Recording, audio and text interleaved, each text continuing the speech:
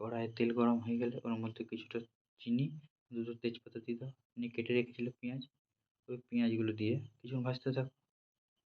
পেঁয়াজগুলো ভাজা হয়ে গেলে যখন ব্রাউন কালার চলে আসবে তখন ওই বেটে রেখেছিলে আদা, রসুন, কাঁচা লঙ্কা ওই মশলাটার মধ্যে দিয়ে দাও।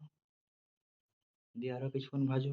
ওইটা কিছুক্ষণ ভাজার পর পরিমাণ মতন নুন, হলুদ, জিরে গুঁড়ো, ধনে গুঁড়ো দিয়ে দাও। দিয়ে আরও কিছুক্ষণ নাড়ো।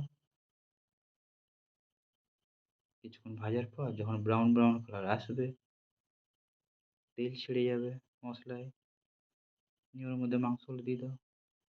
মাংস দিয়ে নাড়তে থাকো। মাংস নাড়তে নাড়তে কম ফ্লেম দিয়ে দাও। কম ফ্লেম গ্যাসে একদম কম ফ্লেমে ভাজতে থাকো।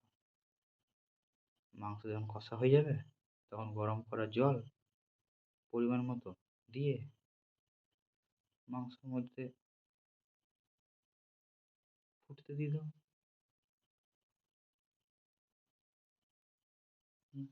মাংস যখন ফুটতে ফুটতে যখন মাংস সেদ্ধ হয়ে আসবে তখন গ্যাস বন্ধ করে ওর মধ্যে গরম মশলা ছড়িয়ে নামিয়ে নাও। মাংস রেডি। নিয়ে ভাতের সাথে গরম গরম ভাত খেতে থাকো।